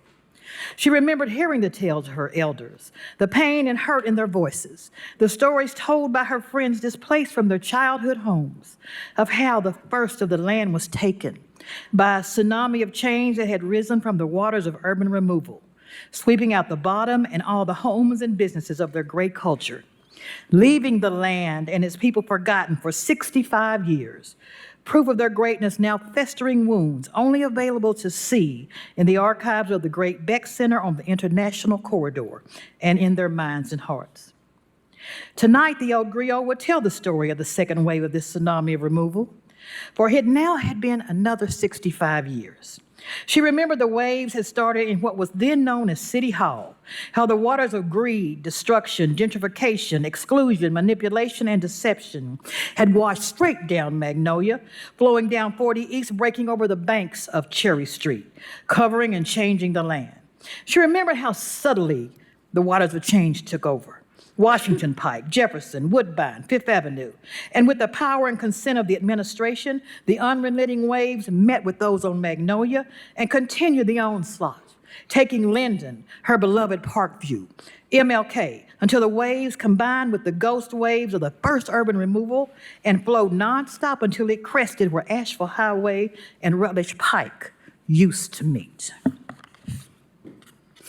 And when the waters of change had finally receded, dear God, once again, gone was the culture of the East Knoxville area, the trees, the parks, the homes, the fair, and the people, all pushed out of the area. For you see, the tsunami had returned and completed the destruction that began in 1959. Now, this story is set 65 years in the future, but this ending does not have to be, for the words of the elders are temporal, and the story ending can be changed. There are over 8 billion people in this world, but only 9 hold the fate of East Knoxville in their hands, and they are in this room tonight. For you see, there is a pivotal moment on this timeline where the narrative has one opportunity that can be changed. One moment in time that unleashed the waters of this second tsunami. The Knoxville 9, as you will be known in the future, can stop this by voting no to selling the land in Chihuahua Park. Selling that land is a Pandora's box that will unleash the wave of change. Allowing that first piece of land to be sold will be an announcement to the world for all eternity that East Knoxville is not a property for redevelopment and investment like the rest of the city, but rather it is for sale to the highest bidder. On September 30th, 2025, your voice will set in motion the stories to be told to future generations. How this story ends, how it will be told for generations to come, is in your hands. What will that night look like in 2090? When the elders open the books of history, what story will be told? Okay, next person signed up to speak is Kent Minot. Kent, if you could come to the podium, state your name and address for the record, you'll have up to 5 minutes to speak. Hi, council members. I'm Kent Minot. I live at 311 West Glenwood Avenue. The Sierra Club's resolve to oppose the sale of a portion of Chilhowie Park has strengthened over the past couple of weeks. Anytime the sale of publicly owned parkland is proposed, the Sierra Club gets very alert. Preserving the natural value of land is much easier when it's publicly owned. Once privatized, land becomes more subject to market forces that can degrade it rapidly. Of course, not all privately held land gets degraded, but in an urban setting, privatization multiplies the risk greatly. The community in East Knoxville clearly understands this. In fact, our resolve grows directly out of arguments made by community members both at the last two city council meetings and at Los Portales. The arguments listed in our statement 2 weeks ago were first made by community residents who listed preserving tree canopy, avoiding heat impacts on health, maintaining biodiversity, stopping the installation of toxic materials like astroturf, creating paths for bicycling and walking, and restoring lost green space. Every environmental point we could think of was first articulated by a community member. The community was especially forceful in pressing a key point. Once sold, the park property is irrevocably lost. The community is left with no means of recovering its value. Our friend Jim Cortese is an expert arborist and mentor in Knoxville's tree community. He responded to our request, pardon me with this paper here. He responded to our request to come and provide a brief inventory of the Midway's tree canopy. He counted 97 trees from 15 different species. Our conservation chair, Axel Ringa, pointed out that most, if not all, of the trees are native species. An inspection of emerald use plans for the sports complex shows virtual destruction of the tree canopy. It's hard to spot a tree in their plan that's currently standing there. Vast areas of the property would be devoid of plant life and would likely precipitate a spike in heat in the surrounding neighborhood during summer months. Community members also pointed out that many of the trees were planted within the last 2 decades and are just now approaching the point in their lives where they provide the maximum environmental services like shade, cooling, and bird and wildlife habitat. The administration's repeated talking point that the property is underutilized and just a parking lot is belied by Cortese's more careful inspection. Still, there's way too much pavement inside the park, and the city's misleading claim reminds us that living surface needs to replace dead asphalt in order for the park to realize its potential. Excessive pavement causes polluted runoff during storms, and the enormous parking areas that have been created north of Magnolia may be one of the causes of the park's flooding problems. In any case, the current condition of the park stands as an accusation of neglect against the city, which has raised large amounts of money to provide a beautiful park out at Lakeshore while ignoring the community surrounding this historic jewel in Knoxville. If East Knoxville's time has come, then it's high time to cough up the money to bring the park to its full potential. Finally, it's important to remember the people. We're part of the ecosystem too. After all, we're alive. And the health of the community is strongly linked to the health of the living things around it. Right now, we see a burst of environmentalism in East Knoxville, highlighted by a recent conference at IM's Nature Center called A Whole Different Ecosystem, where a group of Afro-futurists focused participants' attention on environmental justice and led us through a participatory performance where we all worked out a sustainable and just future. Black folks in Knoxville are stepping into leadership in the environmental movement, and the Sierra Club enthusiastically supports it. The best way for the city to realize its sustainability goals is to withdraw the proposal to sell the Midway and follow the leadership of this community in restoring the park as a nature-based facility open to all. Thank you for your kind attention.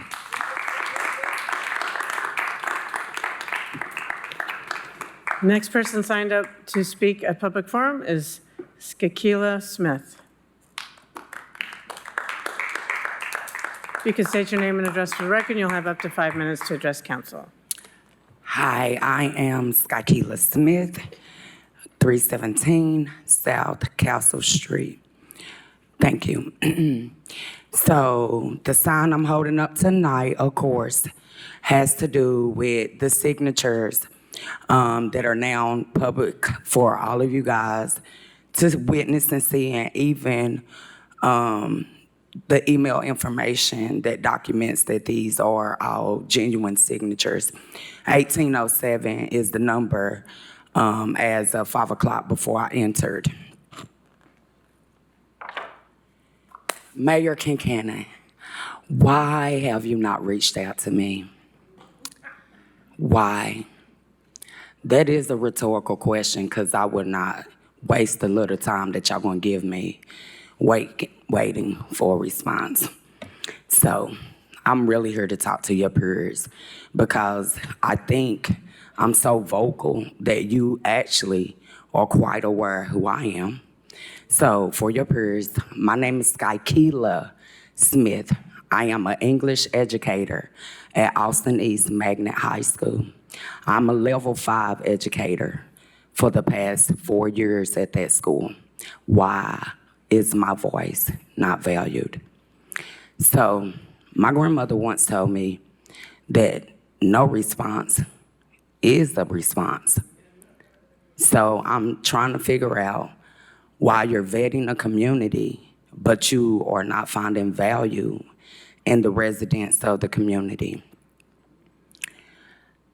I would like to look at the positive side of things when I address you as her peers, because I know that David Brack or Brace or whatever his name is has been searching me on Facebook. So for those of you who aren't aware who I am, Google me. The city has done many stories about me and my son in regards to my journey to the University of Tennessee. So I do think that I have an expert voice when it comes to inner city communities. Now, tonight, I just want to address your peers. When it comes to Chilhowie Park, I believe that people have goals for us as this community that we don't have for ourselves. We see ourselves in a whole different light. Yes, I feel very, very honored and privileged to go behind Brother Kent and talk to you about the value of public space. I've watched you squander and waste money behind violence interruption groups. You know what interrupts violence? Community. Open space to spend time with your family. We've been chilling at Chilhowie as a community.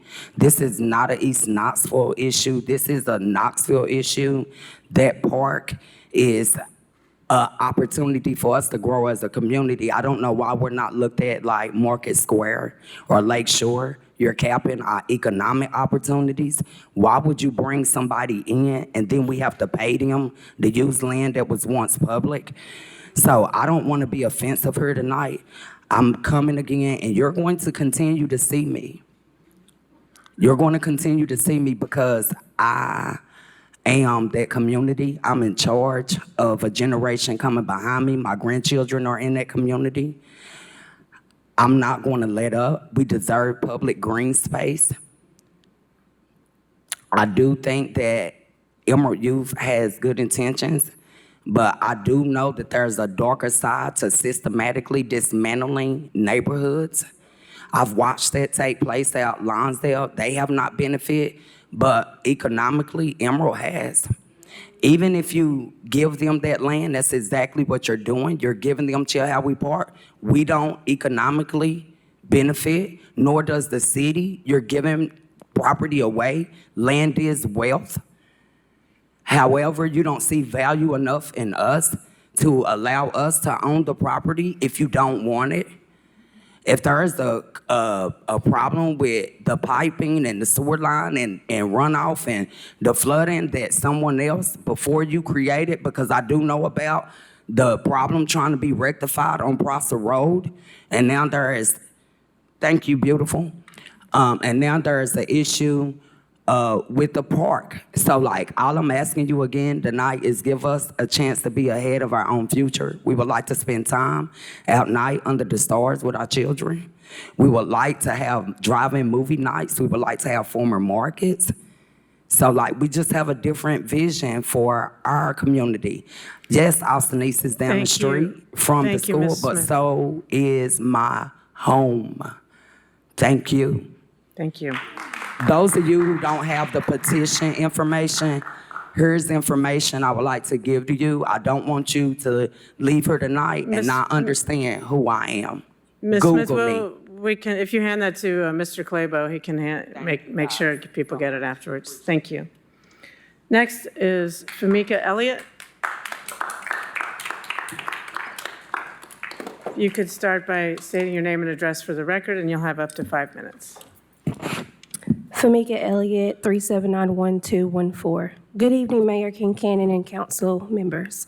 I stand before you tonight with a deep love for East Knoxville and a deep concern for the future of Chihowie Park. No, I'm not an East Knox County resident. However, I've been serving this community for over 10 years as a community health worker and land steward. Yesterday, public meeting was not a community meeting, it was a meet and greet. That's not how community works when there's discourse or conflict. We have direct conversation with mutual respect. You turned your back on us when all you had was a unique opportunity for understanding it, as accountability can oftentimes feel like an attack.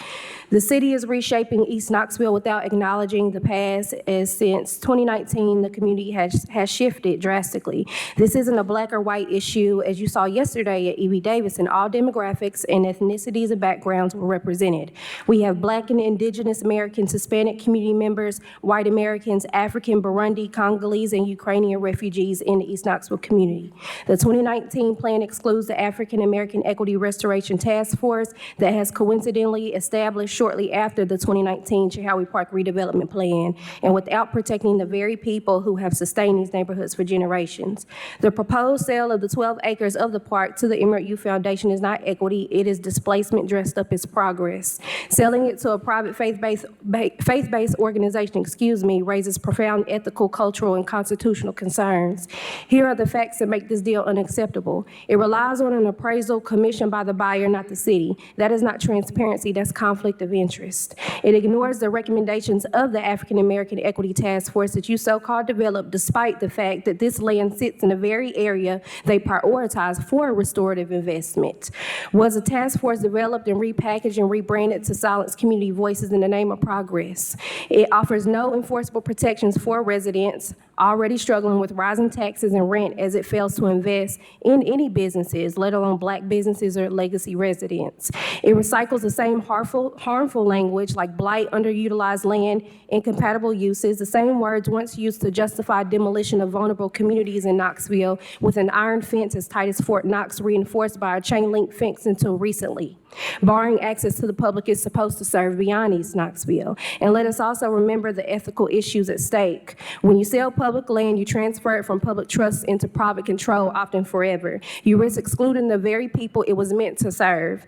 And in this case, by selling it to a religious organization, you blur the line between church and state in ways that could alienate members of our diverse community and city at large, not just East Knoxville. But we are not here to just be in opposition. We are here to also provide you with solutions, community-backed solutions, as we know what the community at large needs. The African American Equity Restoration Task Force was created by this very council, has already given us a framework for equitable investment, supporting Black-owned businesses and all businesses and entrepreneurs with real access to capital and contracts, protecting homeowners and renters with anti-displacement measures, creating job pipelines tied directly to redevelopment projects and connect Austin East students to training in trades, design, and construction, and ensure accountability and transparency with agreements, public meetings. Cities across America are proving these solutions work. Atlanta has an anti-displacement tax fund. New York City guarantees relocation and return rights. Chicago preserves affordability through community land trust. Baltimore has workforce pipelines tied directly to redevelopment. Knoxville can do the same, but only if it chooses people over profit. So I urge you tonight, require deed restrictions or conservation easements or trusts to guarantee public access and prohibit exclusive or commercial uses. Align all redevelopment with the African American Equity Restoration Task Force framework so that East Knoxville residents are protected, empowered, heard, and invested in. Knoxville has used restrictive covenants and reverter clauses in housing programs, which means that you, the city council, already understands the binding legal tools. Knoxville has already done this. In 2016, the city council unanimously approved approved a conservation easement for Lakeshore Park, partnering with the Land Trust for Tennessee to guarantee the park remains in public perpetuity. If parks like Lakeshore can be protected this way, so can Chehalis. If you're in favor, you're showing that community constituents who aren't from East Knoxville cannot count on you to defend shared heritage and community resources. With that, what happens in other districts doesn't matter to you until it affects you directly. Public land should be remaining in the public, not commodified. Displacement is not progress, it's erasure. I yield my time. I yield my time. Next person is Dan Boatwright. If you could come up to the podium, state your name and address for the record, and you'll have up to 5 minutes to address council. Good evening, Madam Mayor and council members. My name is Dan Boatwright, 221 Blount Avenue. I love Knoxville, and there are a lot of great things about Knoxville, but I do have some items I want to bring to your attention. Number one, we have a situation throughout the entire city where manholes act as de facto potholes. The manhole is set several inches or a couple inches below the existing pavement. And the typical way that that's addressed is that there's a grind and an overlay that puts the new asphalt at the same elevation as the manhole, or you raise the manhole lid. So I'd like to see that addressed by the city in some capacity, please. You go over those bumps and it's kind of jarring and it's not good for the suspensions. Number two, downtown, the new app that you have to use for the parking, I understand why you went to that, but I would like some more information on the polls that tell about the time period that that's in effect. Is it 9 a.m. to 7 p.m.? Is it 7 a.m. to 5 p.m.? What is it? Is it 24 hours a day? I asked a police officer downtown the other day, and he didn't know. So if you could put some additional information on the signs when they're in effect, that would be very helpful. And also if you could address what the rates are. Is it $1 an hour? Is it $4 an hour? It would be very helpful for people to decide, okay, do I want to park here or do I want to go to a garage? So additional information is always helpful.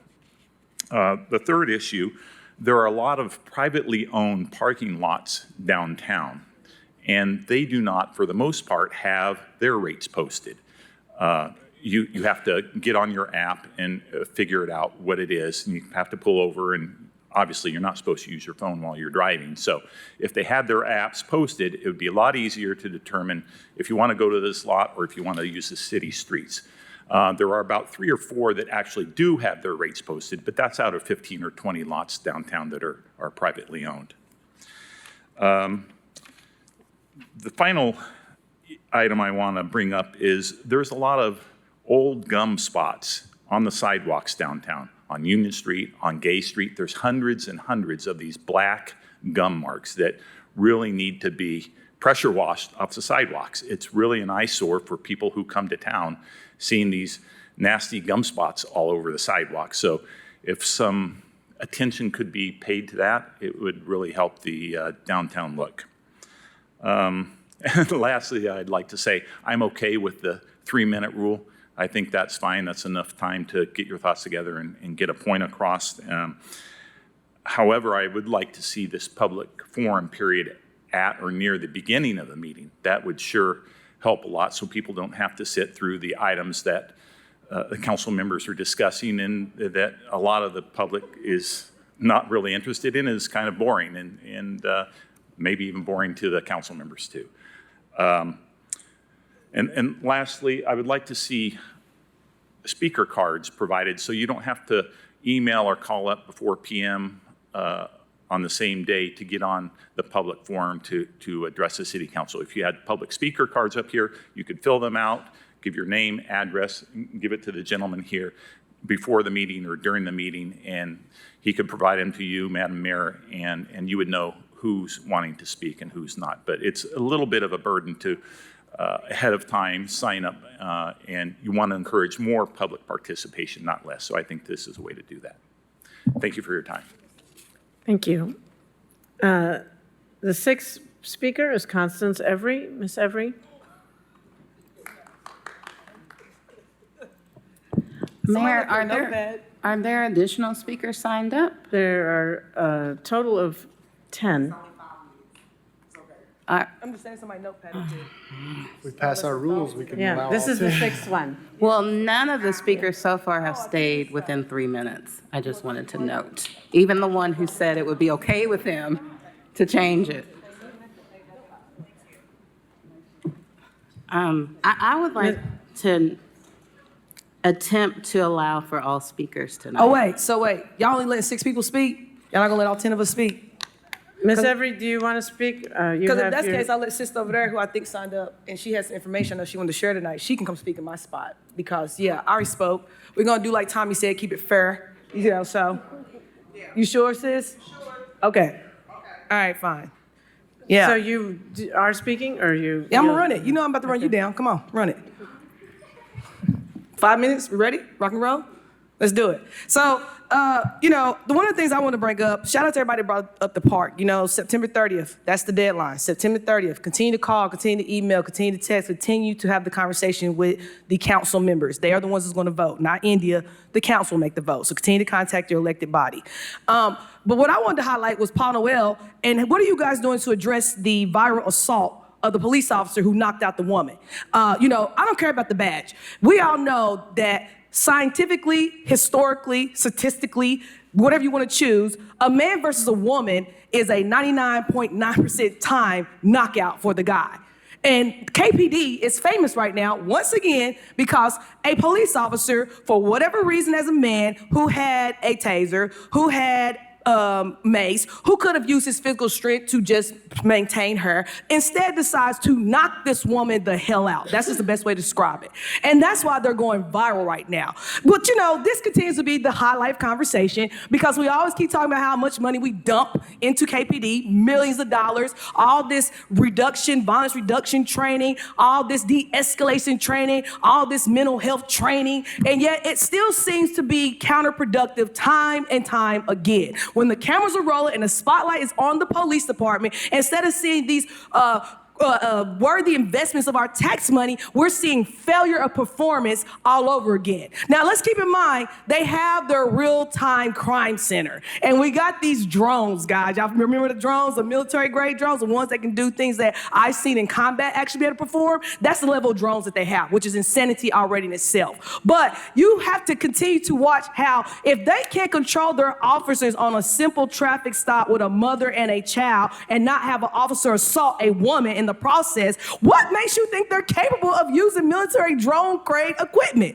Now, I gotta call out somebody. See, this is where history comes back. Rick Staples, I blame you for this, State Representative Rick Staples, because we gotta remember, he was on the state legislature approving this nonsense, running for re-election, and getting money from the FOP for his campaign at the same time. See how it works? This is what Ms. Vivian and others have been highlighting, the nepotism, the conflict of interest relationships that leads to your elected body making decisions based off of money. Bottom line, money is what runs these games. And so this is what I keep saying about how you gotta pay attention to who you vote for. You gotta move past popularity voting around here. Not so your politics is popularity. It is not true political engagement. It is not true political knowledge. It is not true political of what is your platform standing for. And more importantly, how do you plan to strategically execute that plan?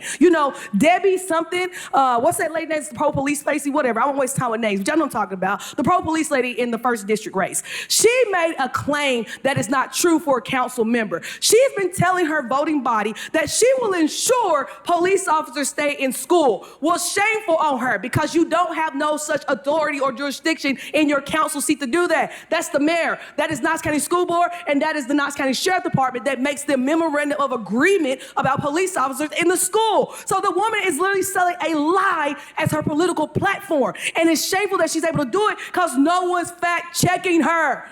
Knoxville, you put yourself here. That's the truth. We got here because y'all literally put us here. And then y'all sit here and let these airheads sit in these seats and talk about nonsense throughout the entire meeting. You know how quick this meeting could have been? We could have been gone at 7 o'clock, truthfully. But you know what we spent time wasting on? It wasn't public forum and speaking. It was you all babbling about absolutely nothing the entire time. It's berserk at this point. Y'all couldn't even make a simple decision about a vote. It's yes or no. It's not a maybe or, I'm gonna go on with what he said he's gonna do. No, you are here to vote. We are putting you in these seats, trusting your decision that when you come and have your town halls and your accessibility meetings that you're supposed to be having with us, that you take that information, you take this seat, and you say that no matter what the agenda item is, I know where my constituents stand, and I am making that vote based off of where my constituents stand. Not my opinion, not my financial gains, not my religious faith-based belief. It is literally what my voters told me to do in the first place.